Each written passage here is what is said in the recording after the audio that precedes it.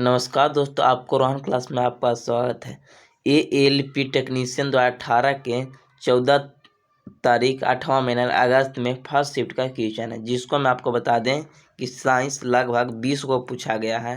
Science लगभग 20 को, और जी के बात करें तो इसको में जी के 3 को पूछा गया है, 3 को, और बाकी 7 को करंट अफेयर्स हल्का हल्का पूछा है, कोई भारी नहीं है। और मतलब नॉर्मल ये सब पूछा गया है, जीके 3 को और करंट 7 को, और 20 को साइंस पूछा गया। चलते हैं, पहला क्वेश्चन स्टार्ट करते हैं। देखिएगा, बोल रहा है आधुनिक आवर्त सारणी में पहला धातु तत्व क्या है। तो कोई इसको वर्ग नहीं करा है, धातु पहला क्या से कह रहा है। तो आप जानते हैं कि एक जिसका परमाणु संख्या है वो हाइड्रोजन है, तो ये तो अधातु हो गया, है गैस हो गया। दूसरा देख लेते हैं, जिसका परमाणु संख्या 2 है वो हीलियम है, ये भी नहीं होगा, ये भी गैस है, किरीय गैस हो गया। और 3 जानते हैं कि लिथियम है, जिसको परमाणु संख्या 3 और द्रव्यमान 7 होता है, ये धातु है, जो ऑप्शन नंबर 3 हो जाएगा, ऑप्शन नंबर 3 हो जाएगा, जो लिथियम है, जो धातु है। और आपको बता दें कि ये आधुनिक आवर्त सारणी मोसले के द्वारा बनाया गया था। मोसले के द्वारा 1913 ईस्वी में बनाया गया था, और इनके समय 114 तत्व थे। कितने थे? 114 तत्व थे। और सबसे भारी धातु ओसियम है। कौन है? ओसियम सबसे भारी धातु है। और सबसे हल्का धातु कौन हो गया? लिथियम। अगर पहला धातु कहे या हल्का धातु कहे तो लिथियम, और सबसे भारी धातु तो ओसियम। चलिएगा नेक्स्ट क्वेश्चन। उसके बाद दूसरा देखिएगा। दूसरा बोल रहा है कि भ्रूण को एक विशेष ऊतक की सहायता से माँ से रक्त से पोषण प्राप्त करे। जब बच्चा भ्रूण अवस्था में होती है तो माँ के गर्भाशय से यानी गर्भनाल से ही अपनी भोजन को ग्रहण करता है, जो प्लेसेंटा कहते हैं, जिसको इंग्लिश में प्लेसेंटा सबसे ज़्यादा मिलता था। अभी इंग्लिश में ध्यान दीजिएगा, हिंदी में गड़बड़ा जाइएगा। यानी गर्भनाल से ही अपना माँ से रक्त से पोषण प्राप्त करता है शिशु। ऑप्शन नंबर बी हो जाएगा। फ्लैटेन ट्यूब में बात करें, यहाँ निषेचन होता है, और गर्भाशय में यहाँ भ्रूण का निर्माण होता है, और गर्भाशय गिरवा से यहाँ से पेनिसिलिन को यानी शुक्राणु के यहीं से प्रवेश किया जाता है, गर्भाशय गिरवा से। चलिएगा नेक्स्ट क्वेश्चन। उसके बाद 5वां नंबर क्वेश्चन जाइएगा। 5वां बहुत अच्छी क्वेश्चन है, इसको ध्यान से समझिएगा, आपको हम समझाने की कोशिश करेंगे। देखिएगा, बोल रहा है, अच्छा से हम कर देते हैं इसको। बोल रहा, एक रॉकेट 20 मीटर प्रति सेकेंड की एक स्थिर गति से, एक रॉकेट मान लीजिए हम लॉन्च कर दिए, ठीक, यहाँ से, जिसका यू यानी चाल कितना है? 20 मीटर प्रति सेकंड। ध्यान से समझिएगा, एक रॉकेट 20 मीटर प्रति सेकंड की स्थिर गति से, मतलब बढ़ घट नहीं रहा, सीधा चल रहा है 20 मीटर प्रति सेकंड से, एक ऊर्ध्वाधर रूप से ऊपर की तरफ फेंका जाए, मतलब ऊपर जमीन से ऊपर फेंक दिए। चलिएगा, लॉन्च किया गया, ऊपर फेंका गया और लॉन्च किया गया। 35 सेकंड करने के बाद रॉकेट के कोई समस्या उत्पन्न हो गया, मतलब 35 सेकंड तक चला, यानी टी बराबर कितना? 35 सेकंड। 35 सेकंड तक 20 मीटर प्रति वेग से 35 सेकंड तक चला, उसके बाद ये बंद हो गया, मतलब कुछ खराबी आ गया, ईंधन आपूर्ति के रुक गई। आप ही बताइए, अगर आप कोई इंजन में आप मान लीजिए मोटरसाइकिल चला रहे हैं, मोटरसाइकिल, तो एक बार आपको डीजल खत्म होता है, रुकता नहीं है, धीरे धीरे कम जाती है, धीरे धीरे उसका गति कमती है। तो ये पूछ रहा है कि आपूर्ति रुक जाती है ईंधन के, मतलब उसका डीजल पेट्रोल खत्म हो गया, इसको में तो रॉकेट में खत्म हो गया। उसके बाद रॉकेट एक मुक्त निकाय की भांति यात्रा करती है। अब जितना दूर उतना स्पीड था, उसके बाद उतना मुक्त यात्रा करने लगा। तो आप ही बताइए, इतना दूर कर लिया 20 मीटर प्रति सेकंड से, तो कितना हो जाएगा? 20 मीटर प्रति सेकंड से 35 सेकंड में कितना? 35 गुने, यानी चाल बराबर का हो गया, दूरी बराबर 4 गुने समय हो जाएगा, 4 गुने समय, और दूरी बराबर 4 गुने समय।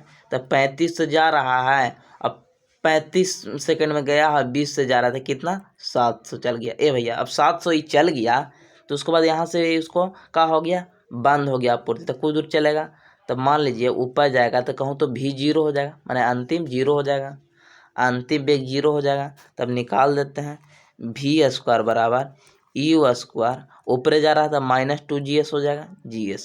अब ये से ऊपर निकालना कितना दूर जाएगा, तो बताइए, अब बताइए भी कितना हो जाएगा, ऊपरे जा रहा है, कहूँ रुकेगा तो जीरो हो जाएगा, जीरो हो गया, जीरो का स्क्वायर जीरो हो गया। यू स्क्वायर कितना है, यू स्क्वायर कितना है 20, तो 20 के होल स्क्वायर माइनस 2 गुने जी कितना हो जाएगा 10 ले लेंगे, और यस निकालना है। ये कितना हो गया 20 का स्क्वायर यानी 400 बराबर 10 दूनी 20, 20 एस हो जाएगा। अब एस बराबर कितना आ गया, एस बराबर 2 बार में यानी 20, एस बराबर कितना आ गया 20। तो इसको बाद कितना चला, इसको बाद 20 चला। अगर यहाँ से आपूर्ति इंजन के ख़त्म हो गया, मतलब यहाँ से डीजल ख़त्म हो गया, तो 20 और चलेगा, तो 700 या 20 कितना हो गया 720। फिर समझिए इसको कि पहला मान लीजिए आप गाड़ी चालू किए 20 का स्पीड से, गाड़ी से समझिए 20 का स्पीड से चालू किए और उसको आपको 35 सेकंड चलाएं 20 का स्पीड से, और 35 सेकंड के बाद बंद हो गया आपका गाड़ी, बंद हो गया, तो 35 सेकंड में कितना चले होंगे 700 मीटर चल गए हों, 700 मीटर चल गए हैं आप, ठीक है। उसको बाद गाड़ी के ख़त्म होने के बाद एक बार तो नहीं रुक जाएगा, उसके बाद धीरे धीरे कमेगा, कमते कमते लास्ट में अंतिम वेग जीरो हो जाएगा, तो अंतिम जीरो ले लिए और समीकरण लगा दे वी स्क्वायर बराबर यू स्क्वायर माइनस 2GS, और यू हमारा पास ज्ञात था, और 2 और गुरुत्वाकर्षण 10 और एस इसको दिए तो 20 हो गया, यानी 720 हो जाएगा टोटल। चलिएगा नेक्स्ट क्वेश्चन। उम्मीद किए होंगे कि अच्छा लगा होगा, अगर नहीं समझ में आया तो आप बताइएगा, हम छोटा वीडियो उसको बना के हम समझा देंगे। चलिएगा नेक्स्ट क्वेश्चन, बाकी समझाने की कोशिश जरूर करेंगे। यदि एक वस्तु की गतिज ऊर्जा उसके प्रारंभिक मान का 256 गुना हो जाता तो नया रेखीय संवेग ज्ञात करना, यानी पी ज्ञात करना है। तो आप जानते हैं कि काइनेटिक ऊर्जा बराबर होता है पी स्क्वायर बटा 2m, इसको याद रखिएगा। काइनेटिक ऊर्जा बराबर पी स्क्वायर माने संवेग का स्क्वायर बटा 2m होती है। अब बताइए कितना काइनेटिक ऊर्जा कितना होते हैं प्रारंभिक के 256 गुना, 256 गुना बराबर पी स्क्वायर बटा 2m हो जाएगा। तो कितना होगा, पी स्क्वायर है तो इधर ले चलाएंगे तो कितना आ जाएगा, इस कितना क्या स्क्वायर है 16 के, यानी कितना गुना है 16 गुना, ऑप्शन नंबर 3 हो जाएगा, 16 गुना हो जाएगा। चलिएगा नेक्स्ट क्वेश्चन देखिएगा, उसके बाद देखिएगा 11 नंबर देखिएगा, इसको हम थोड़ा सा बेहतरीन अच्छी क्वेश्चन है।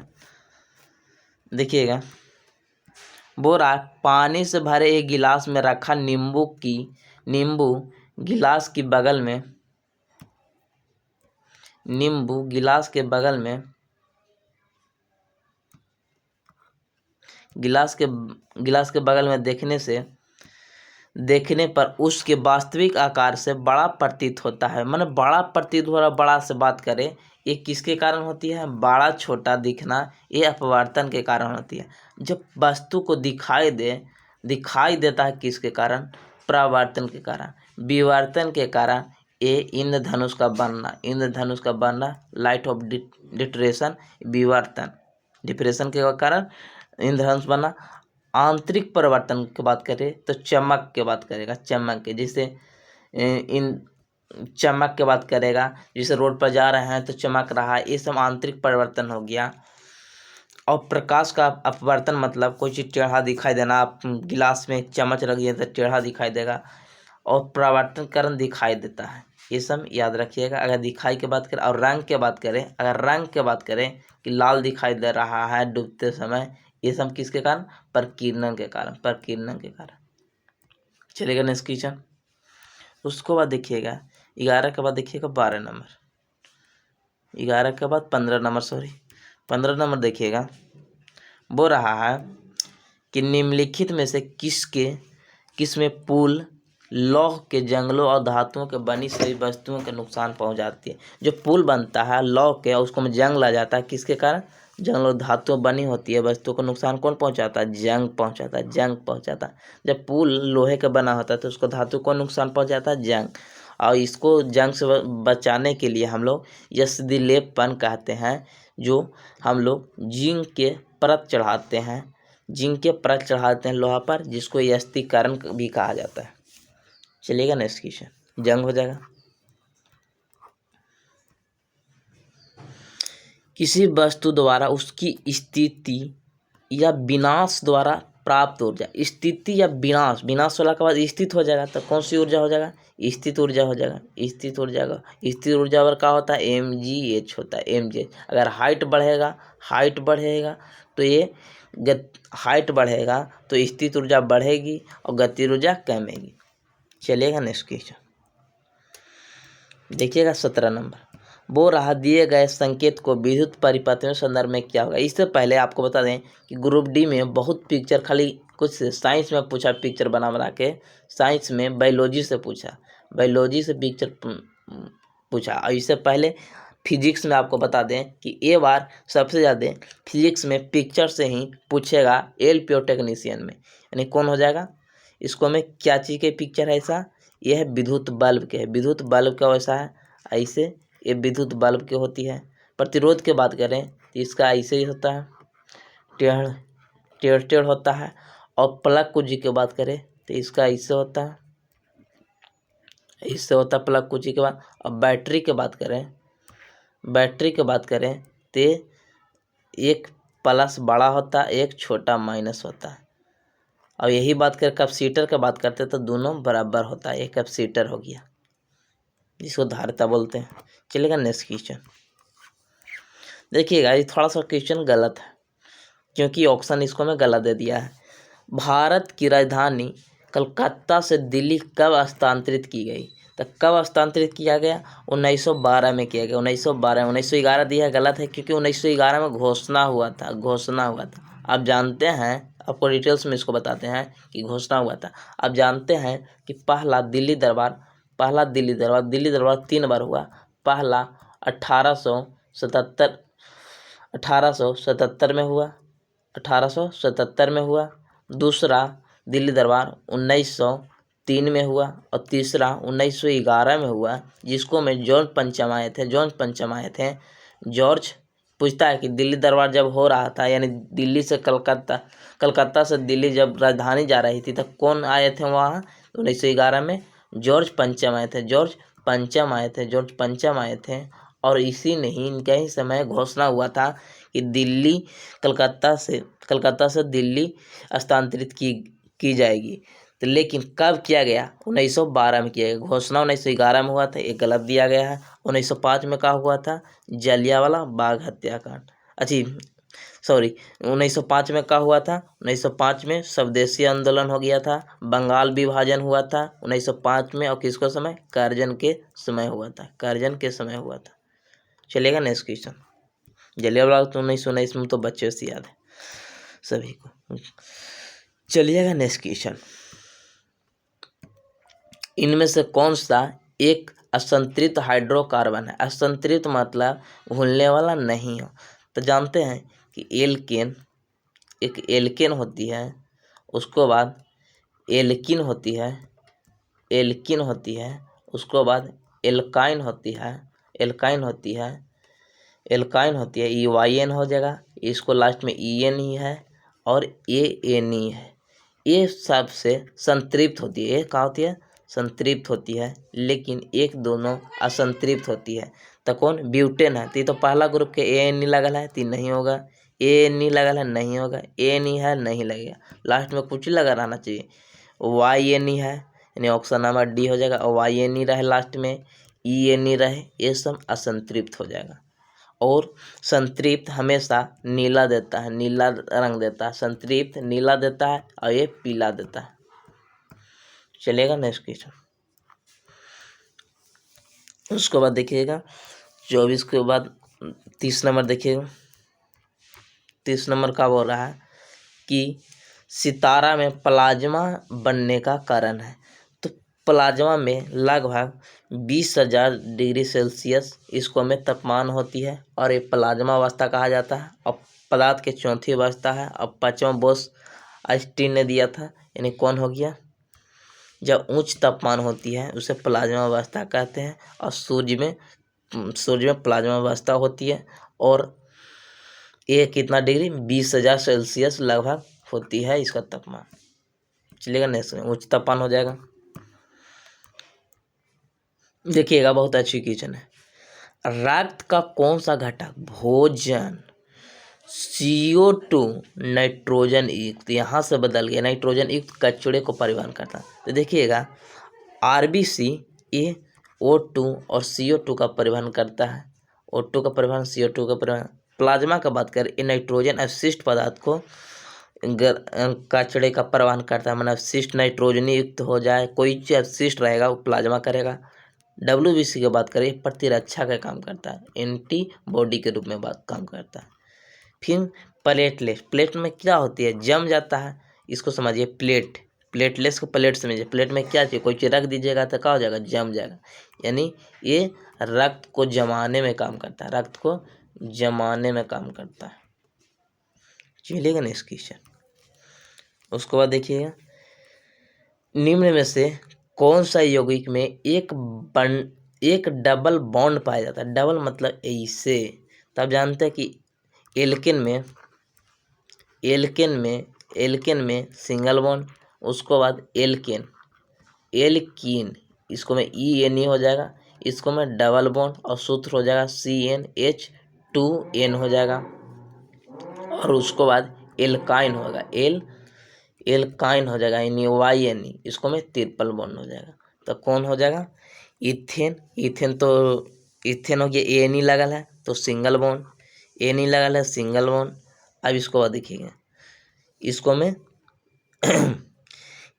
अब तो कहिएगा कि इहू में ENE लगा था, लेकिन इसका व्यापारी नाम लिखा है, मतलब इसको में व्यापारी नाम लिखा है स्टीलिन, इसका सूत्र होता है C2H2, इथीन होता है, इथाइन होता है, इसको में YNE होता है, इथाइन होती है, जिसका सूत्र C2H2, जिसको फलों का पकाने में प्रयोग करता है, कृत्रिम रूप से फलों का पकाने में स्टीलिन का प्रयोग करते हैं। लेकिन इथिन को कहाँ प्रयोग करते हैं, प्लास्टिक में प्रयोग करते हैं, पॉलीथीन बनाने में प्रयोग करते हैं, और जिसका ENE लास्ट में लगा है, जिसका सूत्र होता है C2H4 होती है, ये प्लास्टिक में प्रयोग करते हैं। और मीथेन कहाँ से निकलती है, खेतों के दलदली क्षेत्र से निकलती है, भैंस के जुवाली से निकलती है। चलिएगा नेक्स्ट क्वेश्चन 40 नंबर। बोरा प्रोस्टेट ग्रंथि किसके नीचे होती है, ये मूत्राशय के नीचे होती है, मूत्राशय। जब आपको बात करें, यहाँ पर विब्रेशन होती है, और उससे पहले यहाँ पर आपको मूत्राशय मिलेगा, और मूत्राशय से यहाँ से मूत्र मार्ग निकलेगा, यहाँ पेल्सिन मिलेगा, और यहाँ से मूत्र निकल जाएगा, और यहाँ पर ही कौन होता है, प्रोस्टेट ग्रंथि होती है, मूत्राशय के नीचे होती है, मूत्राशय और इसके नीचे होती है, यहाँ पे मूत्र मार्ग हो गया, यहाँ से मूत्र गिर गया, यानी कौन हो गया, प्रोस्टेट ग्रंथि हो जाएगा, कहाँ पड़ी, मूत्राशय के नीचे, यानी ब्लैडर के नीचे होगा। वायु में 0 डिग्री तापमान पर ध्वनि की गति कितनी होती है, 331 मीटर प्रति सेकंड। इसको याद रखना है कि वायु के 0 डिग्री सेल्सियस पर 331 मीटर प्रति सेकंड होती है ध्वनि की गति। 41 के बाद देखिएगा, उस रूसी रसायन का नाम आता है जिसने यह प्रतिपादन किया कि तत्व का गुण सूत्र उसके परमाणु द्रव्यमान में आवधिक हो जाती है, मतलब परमाणु द्रव्यमान पर सजाया था रूसी वैज्ञानिक कौन, मेडलिफ नहीं, एक ही वो है, जेलेंस्की सब तो बकवास है, अब एक ही वो चीन ही रहा है, और इसको देखिए नहीं मारा है, पगला होगा ही, क्योंकि एक ही को नाम है था, न डोब्रिनर के दिया, न न्यूलैंड के दिया, न मोस्ले के दिया, कोई के दे ही नहीं किया, इस सीधा किसको दे दिया, मेडलिफ की। तो सीधा सोचने वाला का बात है, इसको में जो ऑप्शन समझ में आता है उसी को मार देते हैं, और इनको समय 63 तक था। चलिएगा नेक्स्ट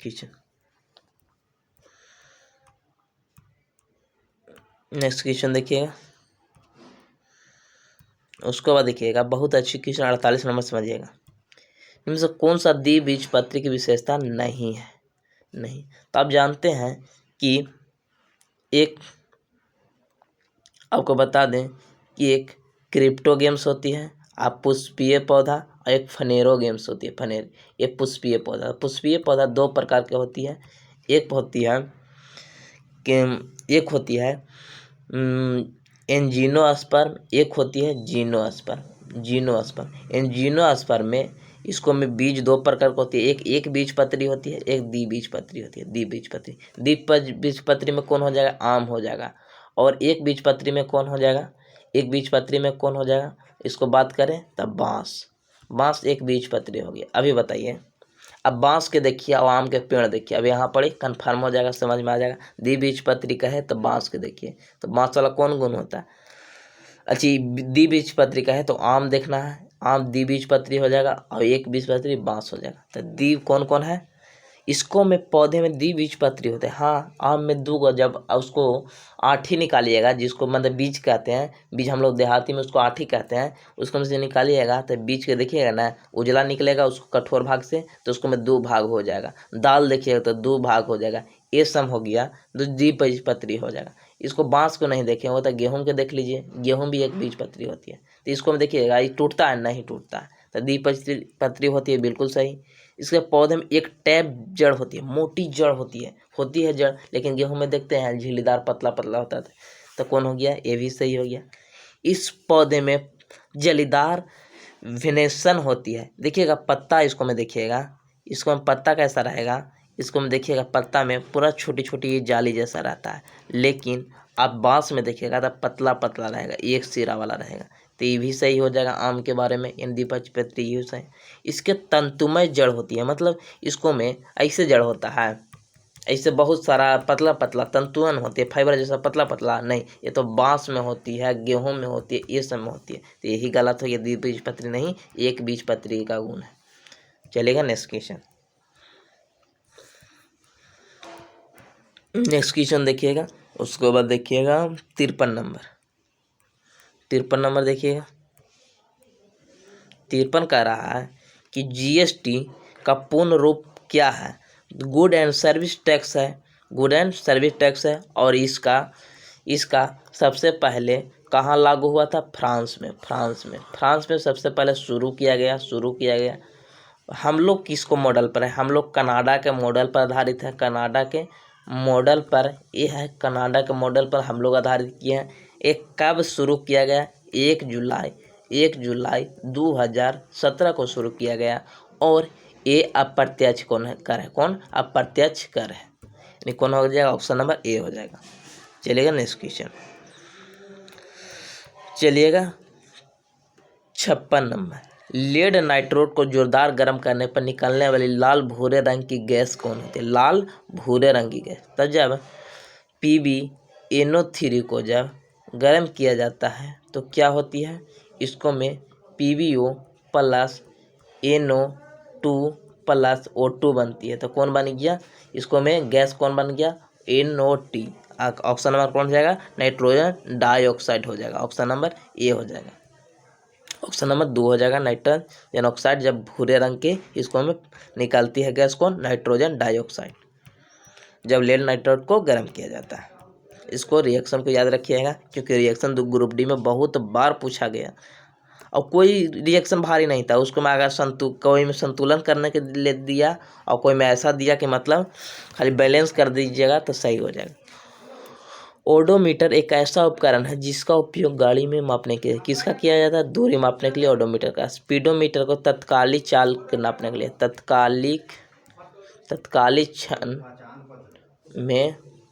तत्कालिक क्षण में चाल मापने के लिए किया जाता है। दिशा मापने के लिए कंपास का प्रयोग करते हैं। और गंध के लिए तो प्रयोग बहुत चीज के करते हैं।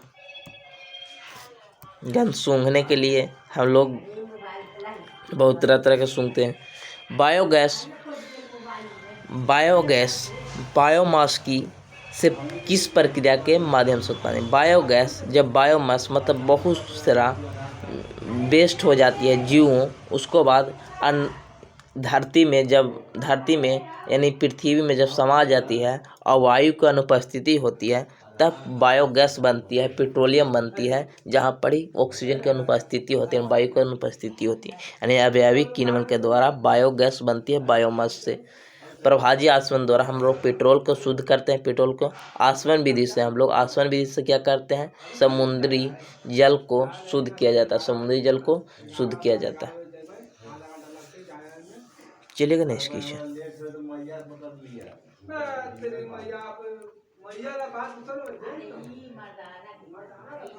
देखिए नेक्स्ट क्वेश्चन देखिएगा, बोल रहा है 73 नंबर कि निम्नलिखित में से किस वैज्ञानिक ने पदार्थ की पश्चिम अवस्था की गणना की? कौन? सत्येंद्र बोस ने किया था। अभी चौथी आया था। विक्रम साराभाई ने अंतरिक्ष का जनक कहा जाता है, अंतरिक्ष का जनक कहा जाता है विक्रम साराभाई को। सीवी रमन को नोबेल पुरस्कार भौतिक में दिया गया था। कब? 1900 रमन प्रभाव के लिए 1930 में दिया गया था। और होमी भाभा जिसको परमाणु जनक कहते हैं, परमाणु एटॉमिक जनक किसको कहते हैं? होमी भाभा को कहा गया। और होमी भाभा एक ट्रामे महाराष्ट्र में एक परमाणु संयंत्र भी है। उम्मीद किए होंगे कि अच्छा लगा। अब खत्म हो गया। जय हिंद, जय भारत। सब्सक्राइब कीजिए, लाइक कीजिए और कमेंट बताइए कैसा लगा।